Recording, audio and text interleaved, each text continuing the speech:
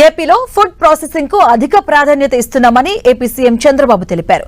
యువత food processing పై దృష్టి పెట్టాలని సూచించారు.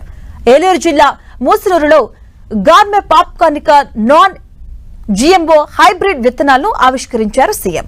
కేవలం ఆసియానే కాదు, గ్లోబల్ మార్కెట్ కు మన పాప్కార్న్ ఎగుమతి కావాలని చంద్రబాబు అన్నారు.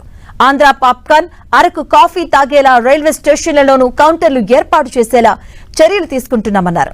అలాగే స్థానికంగా తయారయ్యే కొండవీటి కొయ్య బొమ్మలకు కూడా మంచి బ్రాండ్ కల్పిస్తామన్నారు. అటు రాయలసీమను హార్టికల్చర్ హబ్ గా తయారు చేస్తామన్నారు. సెప్టెంబర్లో 1,00,000 కోట్లతో ప్రాజెక్టు చేపడుతున్నామని తెలిపారు.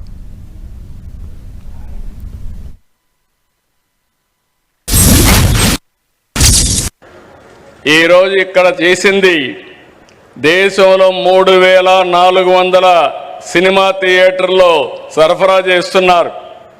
11 సంవత్సరాల్లో 69% ఓటా సాధించారు. రేపు రాబోయే రోజుల్లో 70-80% వెళ్తారు. నాకు అనుమానం లేదు.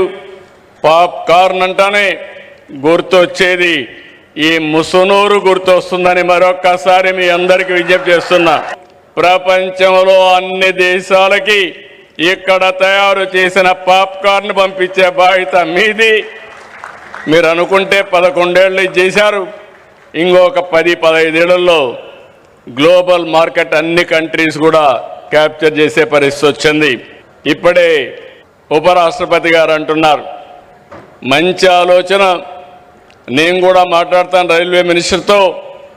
ఇక్కడ ఉత్పత్తి చేసిన పాప్కార్న్ని అదే సమయంలో అరకు కాఫీని ఎక్కడ రైల్వే స్టేషన్లు అన్నీ పెడితే ఆంధ్ర పాప్కార్న్, అరకు కాఫీ తాగే పరిస్థితి వస్తుందని చెప్పి కూడా నేను మీకు తెలియజేస్తున్నా. ఎందుకంటే ఒక్కసారి గోదావరి కావేరి పూర్తి చేసి, ఆ తర్వాత గోదావరి మహానది పూర్తి చేసి, అక్కడి నుంచి మహానది గంగా పూర్తి చేసి, ఆ తర్వాత గంగా బ్రహ్మపుత్ర పూర్తి చేసుకుంటే సైమల్టేనియస్ కానీ 1 by 1 పూర్తి చేసిన ఈరోజు కొన్ని వేల టీఎంసీ నీళ్లు గంగా నుంచి సముద్రంలోకి పోతున్నాయి, గోదావరి నుంచి సముద్రానికి పోతున్నాయి. ఈ నీళ్లన్నీ మనం ఉపయోగించుకోగలిగితే ఇంకా దేశానికి తిరుగు లేదు. దేశ భవిష్యత్తు అన్స్టాపబుల్ అని చెప్పి మరొకసారి మీ అందరికీ విజ్ఞప్తి చేస్తున్నాను.